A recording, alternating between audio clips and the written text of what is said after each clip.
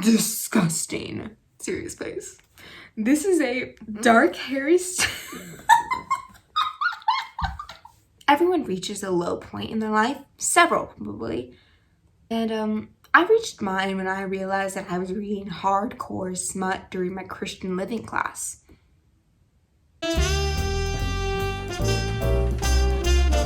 Hello everyone, welcome back to my channel. My name is Abigail, and today we are going to be doing my March wrap-up. So, March. Terrible month. Wouldn't recommend, actually. Could have gone with skipping it, to be honest. I just had so much going on this month. And it's only gonna get better with April and then May. I hate May. Let me tell you, not looking forward to that. So I read 6 books this month. Not bad, not great. Honestly, you know what? At this point, if I read a book in a month, it's a win for us, honestly. Just managing to read 1 book is a feat of itself. And I read 6. So the first book that I read in March, even though this does not feel like I read this book in March, it feels like it's been so long since I read this book. But apparently I read this book in March. And that book was The Hannovers by, and I am going to slaughter this name, Abita Jaigirdar. I'm so sorry. I feel so bad. But basically, this is about this Bengali Muslim girl, Nishat, and when she comes out to her parents as a lesbian, they don't take it too well. So, you know, all Nishat wants is to be accepted and loved by her parents as who she is, and when that doesn't happen, it's not going too well for her. But then an old childhood friend, Flavia, comes walking back into her life, and Nishat falls for her instantly. Everything goes awry when in this business competition at her school, both Nishat and Flavia decide to do a henna business, even though Flavia is technically appropriating Nishat's culture. And so their lives kind of tangled up. There's sabotage and stress and teen drama and all of that. And things get a little messy. So there are some content warnings that I just wanted to make aware. For this book, there is racism, homophobia, and a character being outed in this book. So just so you know, I think basically the strongest point of this book was that it discussed cultural appropriation so well, and why what Flavia and her cousin China were doing was not okay, and why Nishat was not okay with what they were doing. I also thought the romance was very cute, and I really enjoyed that. Also, Nishat and her sister, what was her name? I forget her sister's name. Anyways, so Nishat and her sister's relationship was pretty much the focal point of the story. Like, there was a much bigger emphasis on their relationship than I thought there would be. And I mean, that was fine, but I tend to gravitate more towards like found family stories than actual family stories. I don't know, maybe that's just me projecting, man, but I didn't enjoy the sisterly aspect as much as some people seem to. I don't know, again, I think that's just me projecting, but I just loved learning about Bengali culture through this book. I thought it was just so vibrant and really just stood out, and I've never learned about Bengali culture before, so it was really cool. And I think this book was just an amazing blend of serious and sweet, but all that being said, I still gave this book 3 stars for no real reason. There is no real reason why I gave it 3 stars. I just didn't enjoy it as much as I thought I would. I don't know, maybe it was just the audiobook that I was listening to, but I don't know, I thought the writing was a little cheesy at some points, and again, I didn't really love the sisterly aspect as much as everybody else seems to. But I still appreciate just the amazing representation and the topics discussed in this book. The next book that I read in March was These Violent Delights by Chloe Gong. And this book is essentially a Romeo and Juliet retelling set in 1920s Shanghai, which as soon as you hear that, you should be like, cool, so where can I buy it? So basically there are 2 rival gangs in Shanghai. There is the Scarlets and the White flowers. And this book follows kind of the heirs to the gangs. There's Juliet Sy, who is the heir to the Scarlets, and there is Roma Montague from the White Flowers. So Roma and Juliet were childhood lovers, but now they are back to being enemies again. But when this mysterious contagion starts sweeping around Shanghai, causing people to claw their own throats out, Roma and Juliet must band together before there is no city for either one of them to rule. I thought this book was great. I gave it 4.5 stars. It's amazing. It just didn't give me like the 5-star feels. Like I don't think about it every single day when I wake up, but I still absolutely loved it. Some content warnings for this book: blood, violence, gore, murder, insects. If you're weird about that, don't worry, because I was feeling a little too when I was starting to read this. I was like, oh, this is very descriptive. Also, some representation notes. There is a little side male romance kind of blossoming, not really there yet, but blossoming. And there is a trans side character, which was amazing. Kathleen, we stan. I have such a crush on Chloe Gong. An icon. She's a senior undergrad at UPenn, and she's got a whole ass published novel. The girl's like 21, and her writing, fantastic. Amazing. I don't know if I want to be her, if I'm in love with her. Because wow. The girl's got talent. I am going to be keeping tabs on this girl because she is cool as heck. The angst in this book, wow. Let me tell you, I needed some good angst at that point, and it delivered. It really delivered. Also, the side characters were just so distinct. So distinct. I absolutely loved all the side characters. Benedict and Marshall, the first scene with them interacting, I was like, I ship them. It's gonna happen. I ship them. Yeah. Also, that ending, I'm sorry, Miss Chloe really did me dirty there. I just thought that it was like, you know what I mean. I'm trying not to spoil it here. I just thought that was what has happened, but no. Anyways, I'm so excited for the next book. What else did I want to say? Let's say maybe the reason that it's not a 5-star book, because it just took me a little bit to really get into it. But once I was in it, I was in it. I also really enjoyed how Chloe Gong really didn't shy away from discussing who the real villains of this story were, and how these European countries would just come into Shanghai and be like, oh, mine now, I call dibs. And they would steal the land and the culture and then try to control those who they stole from. Anyways, we need more Eastern fantasies. Thank you. Or Eastern inspired fantasies. Thank you. And I also really thought it was interesting, this discussion, or kind of the internal conflict in Juliet between her two identities, her American identity and then her Shanghai identity. And she felt that she wouldn't be respected. She didn't act and dress like someone from the West instead of someone from the East.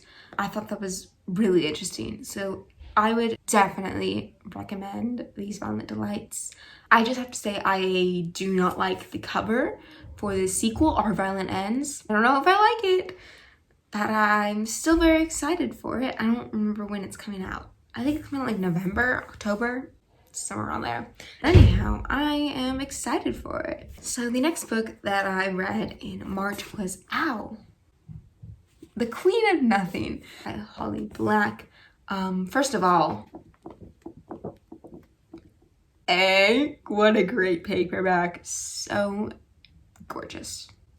So this was the final book in the Folk of the Air trilogy, or it's mainly referred to as the Cruel Prince series. But yeah, I'm not going to really give much of a synopsis because trilogy, the third one in the trilogy, Anyways, I give this book 4 stars.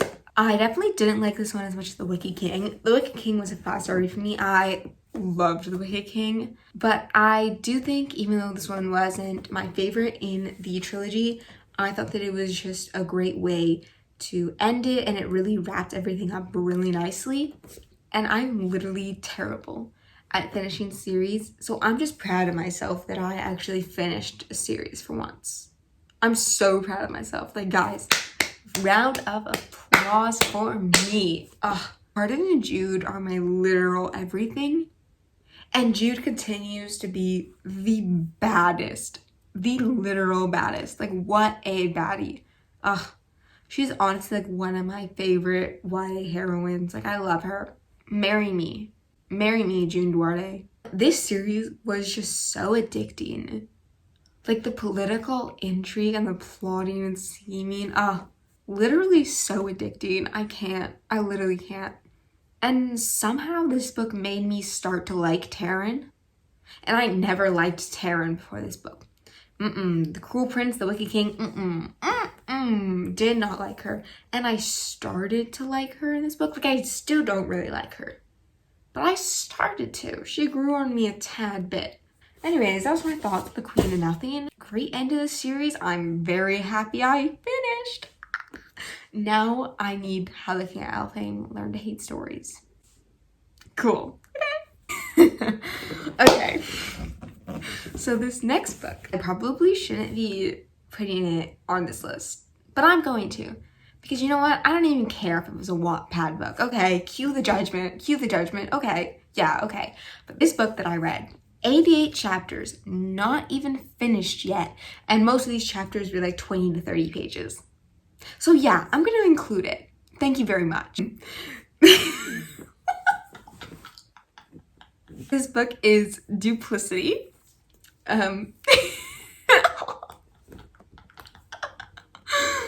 So this is a serious face.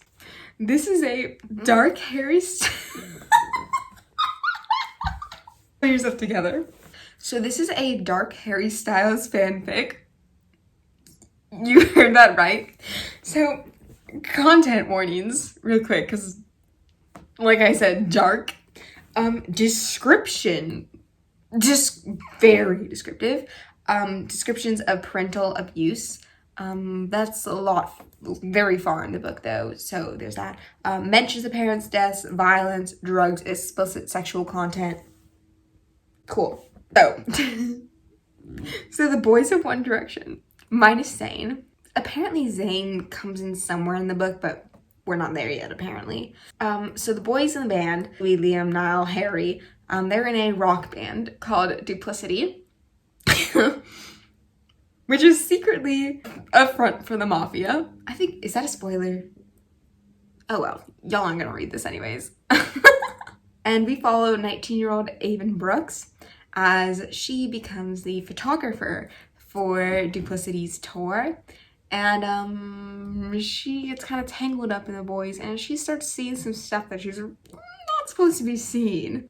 I don't even picture the One Direction boys as the guys in the Duplicity band. Like, I do not picture them, because their personalities are like so different in the books, in the Duplicity book, than they are in real life. Like, Duplicity now is a complete immature flirt frat boy. Love Duplicity Niall.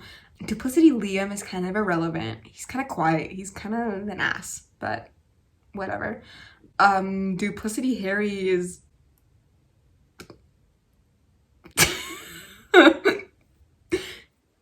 very dark, murderous. Kind of funny for the man that has treat people with kindness as his literal like slogan to have all these fanfics that are like dark Harry. Yeah, Duplicity Harry is tragic. I'm gonna say that, tragic. Who am I saying? Duplicity Louis is a doctor. Oh, we got Dr. Louis, and he's extremely quiet. So there's that. Did I get all of them? Yeah, I got all of them. So as you can see, their personalities are very different than they are in the books. So I don't even like imagine them as the One Direction guys. So I mean, if that makes you feel any better about reading fanfics, there you go. You know, everyone reaches a low point in their life, several probably. And I reached mine when I realized that I was reading hardcore smut during my Christian living class. Yeah. But besides that, it is addicting. literally addicting. I think about it way too often. But Duplicity, Harry, and Avon are just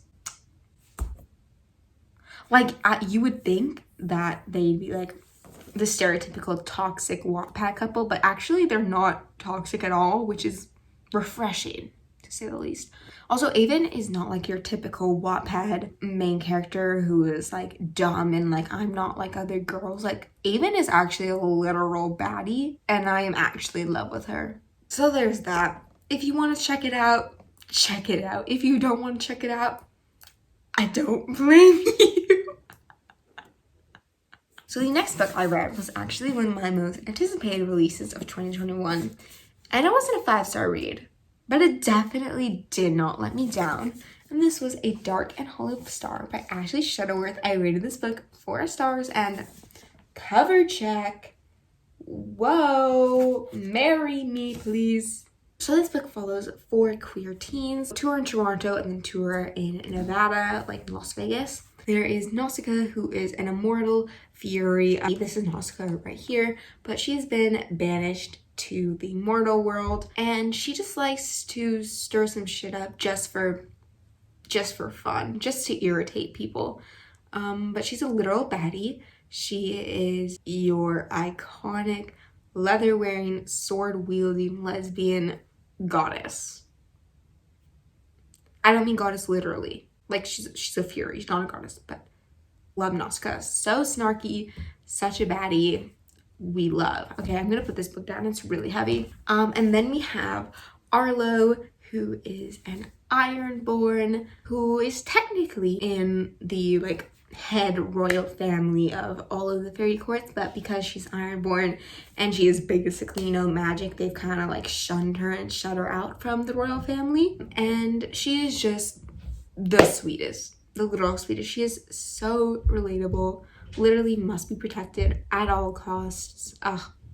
Love Arlo. And then we have Vehan, who is the dutiful prince of the Sealy summer court, and he is secretly pining after his bodyguard, Aurelian, who, as we just said, is Vehan's bodyguard, and he's hiding a couple secrets of his own. Okay, so when someone starts going around murdering a bunch of Ironborn in Toronto, all 4 of these teens must team up to try and take them down because nobody else is paying a lick of attention. So, and it's a wild time. It's a great time. So this is one of my favorite things in a book, found family. I love found family, let me tell you.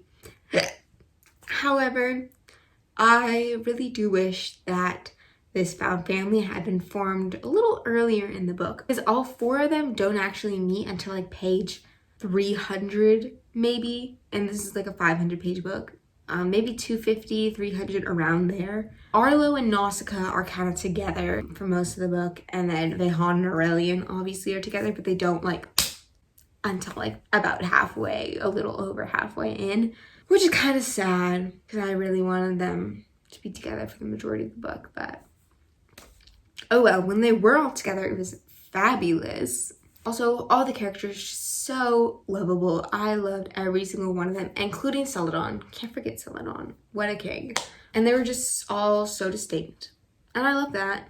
Also, this book had like a great mix of like the Fae and modern world, and like how the Faes like keep up with modern times and, you know, all that stuff, but how they still like keep their like old traditions and whatever. And praise for an author who actually knows somewhat how teenagers use social media these days,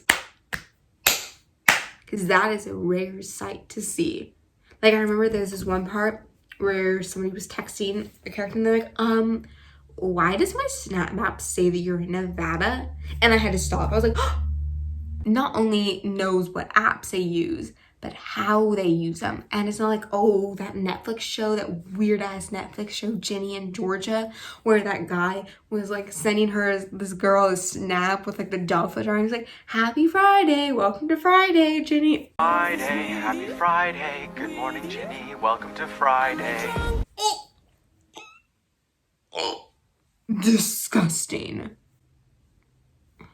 I wish we had seen more of Ahan and Aurelian because they had such an interesting dynamic, and yet honestly most of the book focuses on Arlo and Nausicaa, even though I do really love them too, but I wish it had been a little more even.